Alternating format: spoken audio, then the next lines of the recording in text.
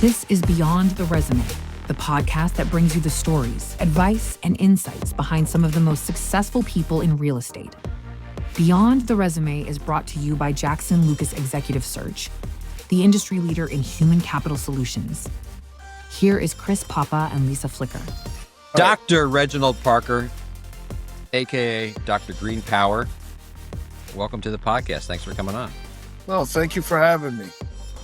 And we met, you were kind enough to donate your time to the Morehouse College event that we put on there. And you didn't even know me. You knew Kristen, who's my neighbor, who we do like webinars together. She's a friend of mine. I guess she knows you. And so got you connected. And yeah, you were one of the powerhouses on the panel, I think. People were drawn to you, which is probably not a surprise to you. You're a general partner at Green Power Ventures. You're a trustee at Freedmen Green Bank. So we focus a lot on housing here, and this is kind of coming at it from a little bit of a different angle. Can you explain kind of your role in this world and what you do and what your jobs are? All right. So I come at everything from an infrastructure point of view, right? And so once we set up the Green Bank for Georgia, known as Freedmen Green Bank and Trust, it became evidently clear that not only are we helping developers, renewable energy developers put up solar and storage, EV chargers, that the largest portion of our work will become single and multifamily homes in terms of their energy infrastructure, the retrofits, making them net zero, not only in terms of just putting solar on them and sealing the envelope, but rethinking and reimagining even the materials and having people to lower the total cost of energy. And so that they can take those savings and use them strategically for themselves.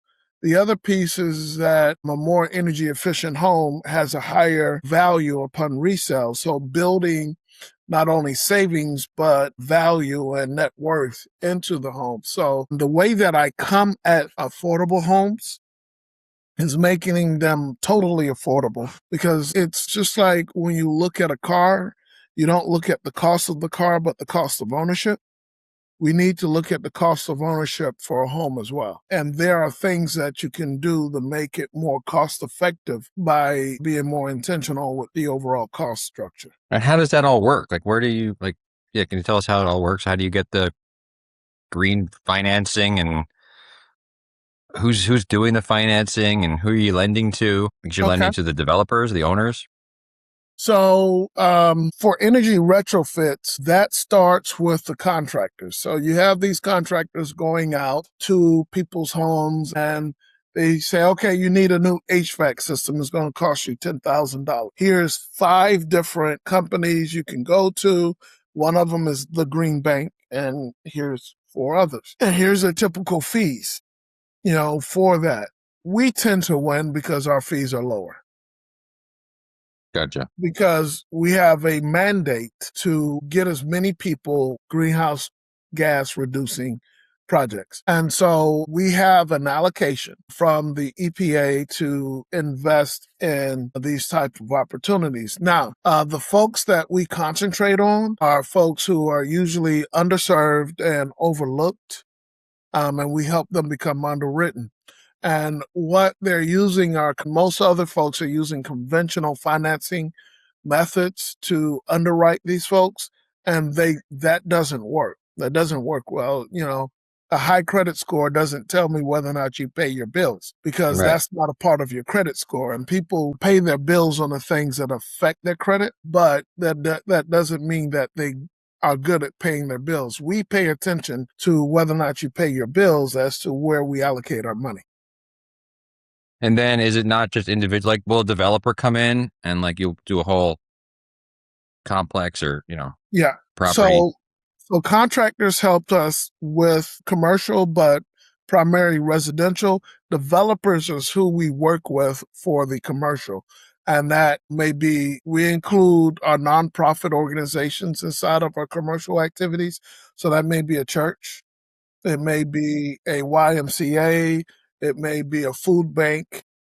all of these are eligible, but it also may be a big warehouse. And so we may provide financing for solar, EV charging, for storage, or a microgrid wraparound. So you have to think about what structurally and strategically is best for that opportunity. And now you're based in Atlanta, correct? Yes, in Metro Atlanta, not Atlanta proper. And then is most of your work in the Southeast or Atlanta, or you go across the country? We were just talking about a deal in San Diego. You want to talk about that deal?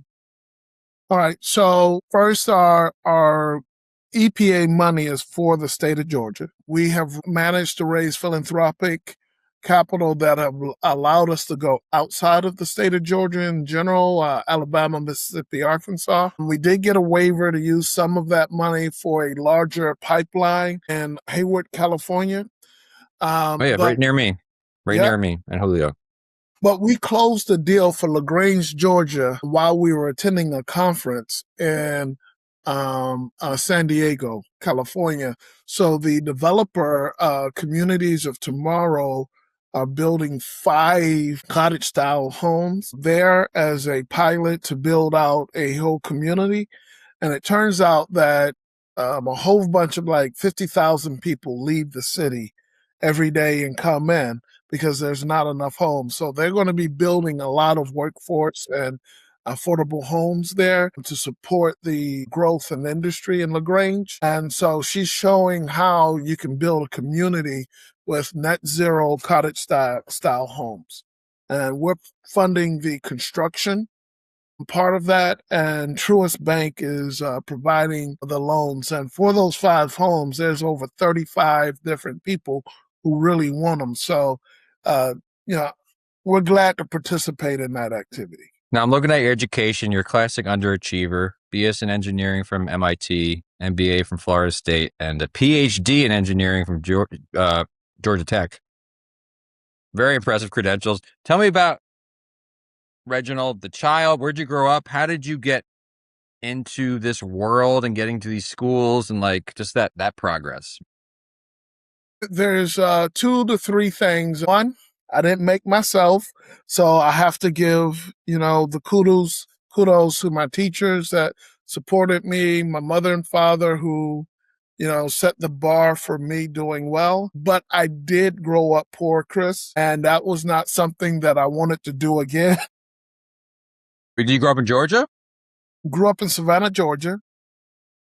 Did not have a lot of money, and I did not want that for my kids, and I did not want that for myself, and I wanted to be able to help out my mother and father as I grew up. So my strongest suit was math and science, and engineering became what I needed to do. And so with that, I talked to a guy who was majoring in chemical engineering, and he told me all about it. I wasn't interested as much in electrical and mechanical, but chemical became something of interest. I was very good at chemistry in high school. I took advanced chemistry, AP chemistry, physics, biology, all of those. But chemistry is the one that stuck with me the most. So chemical engineering became what I wanted to do. I had great teachers that supported me. I had those who challenged me, who did not support me. And I wanted to show them that, this poor kid can do something. Getting into MIT was really difficult because on average, one person from the city of Savannah gets into MIT each year. I was that person for that year. And they looked at my background. They said, this kid accomplished all of this off of this, and we lived off of close to $490 a month. When I say really poor, that's scraping the bottom. And they said he was able to do this. If we were to unlock his potential, what would happen? He has, great SAT scores, great grades, challenges. So, what can happen? Changed my life, changed the trajectory of my life. Amazing. And how did you get into this green energy world? What did you do when you came out of school eventually? You were in school for a while. I guess did you want to be an engineer? Yeah, I wanted to be an engineer. I majored in engineering. And so my sophomore year, a professor by the name of Jeffrey Fear agreed to do a seminar with me. I was teaching as a sophomore, and the class was called A Chemical Engineer on a Polluted Planet. And we had 30 or something other students who joined in, and it was a seminar, not a regular class, but we got credit for it. And I got the grade papers, the whole nine. And my chosen field, chemical engineering, caused a lot of pollution. And I said, what can I do to use my skills, my profession, to make the world better? And so that's how I got into reducing pollution. One of the biggest parts of pollution was gases, carbon dioxide getting in the air from energy conversion. So I said, can I make better energy solutions? So I got a couple of inventions in there. So I started off as doing technology in the area. Then I got into developing projects, developed the first African-American utility scale solar farm in the country. And then from there, learning about how to build projects, got into financing them. So you're an entrepreneur as well. So you started a lot of different things, which is pretty cool. I guess pretend there's people coming out of school who kind of want to do what you're doing, as far as are really interested in green energy. Like, what do they need to learn? Like, what kind of skill sets? Do they have to have a PhD in engineering, or like, do you need to have a finance skill set? Like, you need to know how to underwrite? Like, what kind of skill sets do you need to kind of entry level? Chris, I love that question. And let me tell you why. We just finished a course called Climate Finance 101. It was sponsored by U.S. Bank and Freedmen Green Bank, and was held at Morehouse.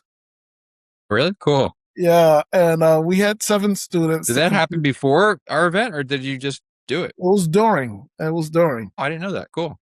So 7 students completed the course. One was a kinesiology major, another was economics, finance, accounting, all over the place, right? Political science, they were all over the place. But in teaching them the course, I gave them the background of techno-economic analysis, showed them how to build a basic spreadsheet and how to think about the spreadsheet doing simulations, perturbations. That was not difficult for them.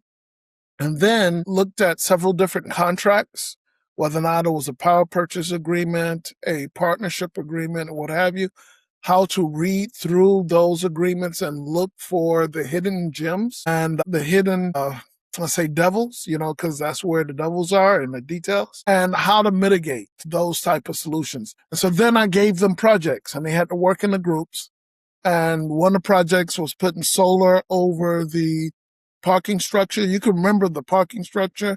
And on the top, putting a megawatt of solar over there. And then when you drive up you remember there was a little guard station, and just to the left, there was a parking area, and said, what if we put EV chargers there?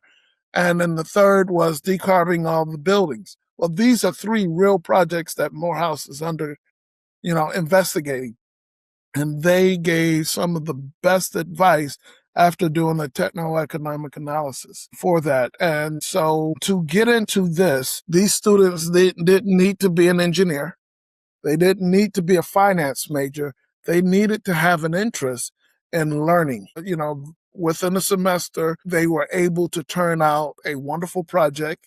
We actually are hiring one as an intern here at Freedmen, and one is going to Barclays, blah, blah, blah. So the training that they got is something that they can walk away with. I remember during your panel, and people were in affordable housing, which is basically infrastructure financing, right? Mm-hmm. Very similar to climate financing. You have to take into consideration grants, tax credits, debt, and all of these things work together. And you have to think about how is it going to help the community? What are the intentional benefits? The whole nine. So the things that we taught them did not require them to be a scientist or a finance person. They just had to be a human. There's a lot of humans out there. Now, solar was, I have a called one EV charge, an electric car, hybrid car, whatever.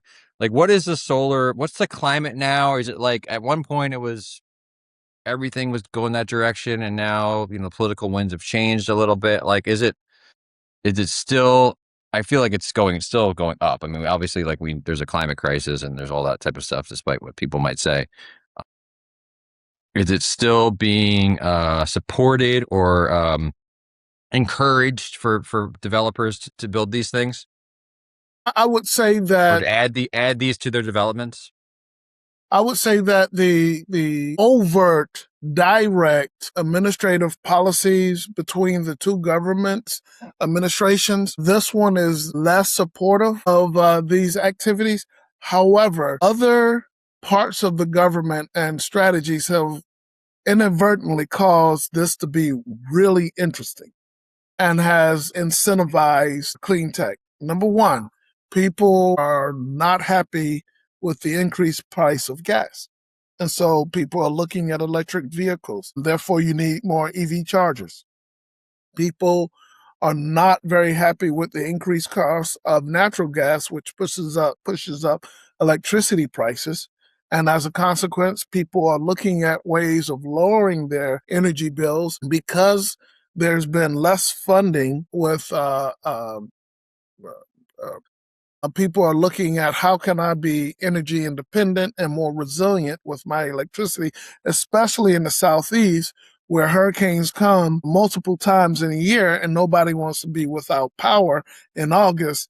In Alabama and Mississippi and Georgia, it gets hot. And so if you can control your own power and be independent of the grid, that works for you. So some of the administration policies on tariffs, Strait of Hormuz, etc., are causing people to move into clean energy at a fast tick in response to other policies, which is not necessarily what the stated incentives are. It just happens as a consequence. Makes sense. And then before you mentioned, I don't know if you have this on a T-shirt or not, but you should have it, like underwriting the underwritten. What was it? Underwritten? Yeah, What'd you say? that's our phrase.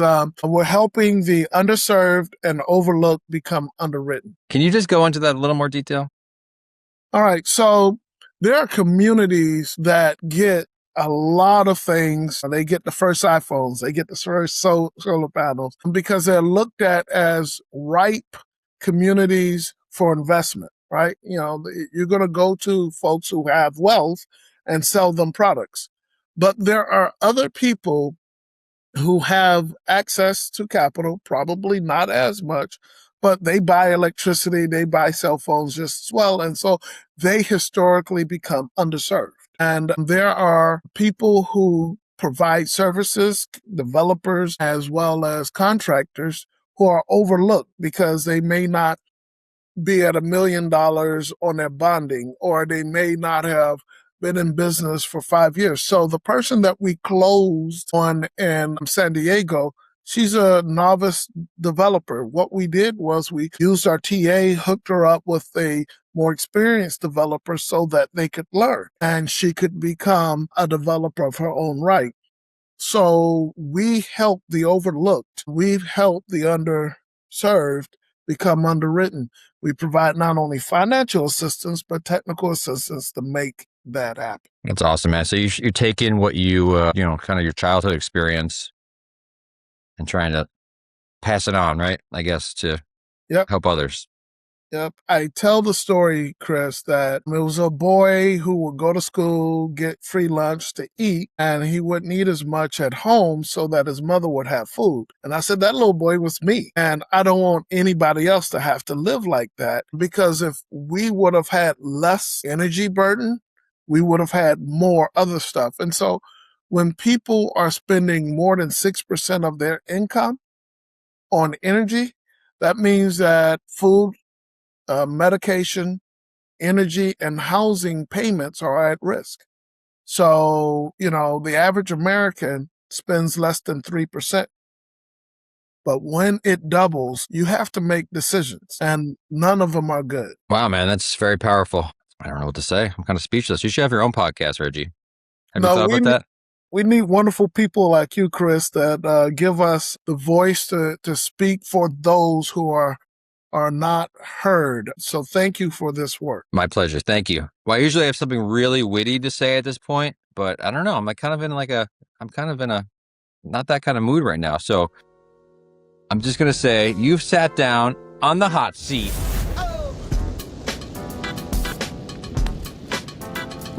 Are you ready? Yes? You sure? No. Hot in Georgia, so I'm sure you're used to it. Actually, when I was there with you, it was freaking freezing, man. It was cold. It was so cold. I was not prepared. I did not bring my jacket. Well, it's hotter now. It's 80 plus degrees today. It's going to be 90 tomorrow. Me. All right. Question number 1. Do you have a book and or podcast recommendation? Books that I read are nerdy. Like one I'm reading now is Superconductivity. Ooh. Of materials. So it's hard for me to recommend a book, but I would say listen to your podcast. And you can find it on Riverside, Jackson Lucas, IRSP, Beyond the Resume. Huh? Thank you for the shout out. I appreciate it. Maybe we'll do a live recording with you one day. So, I mean, on your podcast, you find out about affordable housing, interesting stories about people, and today, how energy folds into this whole conversation. So, I love it, man. Yeah, I'm trying to expand my mind and other people's too. Do you have you said you have children, I believe, or you were, mamma mia. You're obviously mission driven. Like, what keeps you focused on that mission? Like, do you have any sort of like practice, like that you do daily or something? I'm just trying to, it can be so easily to be distracted by stuff that really doesn't matter in life. Like, what keeps you focused on stuff that matters? Every year at the beginning of the year, I say, what do I want to accomplish this year so that I'm closer to retirement? And each week, I say, what am I doing to get to the end of the quarter? Because I have quarterly goals that feed into the year. And so I already know that my success ends up with me reaching my goal, which I give my kids the 6 A's that they need to live by. You be awesome. I said, awesome, you serve for awesome God, so you have to be an awesome ambassador. You have to do well in academics, and then you have to do well in athletics. You have to have your body to respond. You have to be good in terms of artistics. You have to learn how to express yourself. You have to understand your ancestry. To know where you're going is to know where you come from.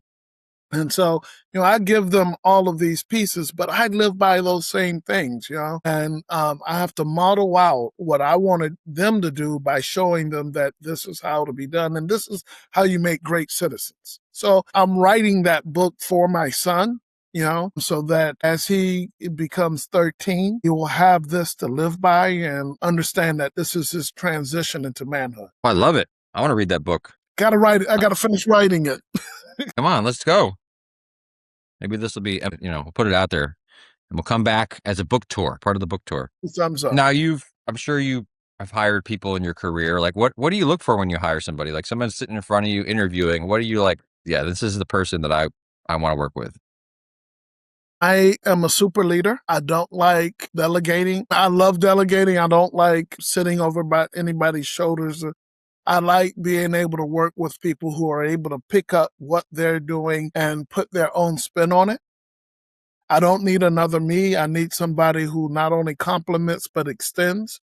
So I'm always looking for leaders that not only will challenge me, but try to take ideas that I may have and make them better. In fact, one of my employees came to me. She said, I love your ideas, but you cannot do logistics anymore. That's my job. I will handle all the logistics. You just come up with the idea and I have I love that.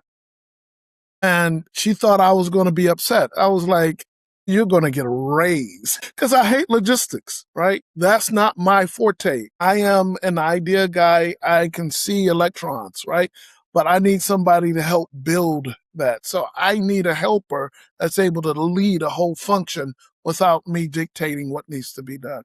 And if more people can see that, I think we'll be a better society. HI over AI, human intelligence over I got artificial. that. Yeah.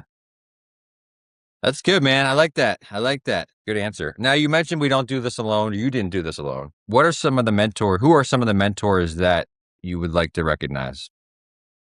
First, he passed about 2 years ago, but Pastor Matthew Southall Brown, he took a great deal of time with me to help me understand the world is much bigger than, Savannah, Georgia. And I appreciate that. He mentored a lot of folks, including Senator Raphael Warnock. So he was a good mentor in Savannah. He showed me which scholarships to apply to. He wrote me letters of recommendation. So I give him great kudos. My English teacher, even though I'm an engineer, Miss Michelle Warren, so she was a great person. Also, my science teacher, Miss Hines, and chemistry teacher, Miss Bush. In high school, these people made an impact on me. In fact, I did not like English. I just love math and science. So having her make me love English was a big thing. So my writing became better. My communications became better because being good at math and science means nothing if someone cannot understand you. So I give kudos to those three. Then there's a litany of people, of mentors. Dr. Clarence Williams, at the beginning of the list, and my wife at the end, because I make everybody a mentor of some sort because I know that, everybody has a superpower and I want to learn from them. That is a great answer. I don't feel like the self-made man type of thing is just not a reality, right? We are all standing on people's shoulders, and now you're probably a mentor to a lot of people. Maybe, some people come on here, they don't know that, but they are a mentor even from afar, Well, with 4 kids, I have at least 4 proteges. That's right. There you go. I have a kid. He's a protege, and I have Julio. Julio's my protege too. Wonderful. I'm kidding. He's my pro. I learned. Yeah, I can learn. You can learn from everyone, right? Which is great. And I'm learning from you, and the audience has learned from you. So, Dr. Reginald Parker, thank you so much for coming on the podcast. It's been great to get to know you better. I hope we continue just being each other's orbits. Well, thank you, Chris. And again, we appreciate what you do for the world. Keep it up. Thank you for listening to Beyond the Resume, a Jackson Lucas podcast where we take a deep dive into the career journeys of some of the top minds in real estate and equip you with the knowledge to move forward in your path towards the success you've envisioned. Make sure to like, share, and subscribe to Beyond the Resume. We're grateful for your support. All episodes of Beyond the Resume are brought to you by Jackson Lucas, building inclusive and diverse businesses through talent acquisition. Visit us at jacksonlucas.com.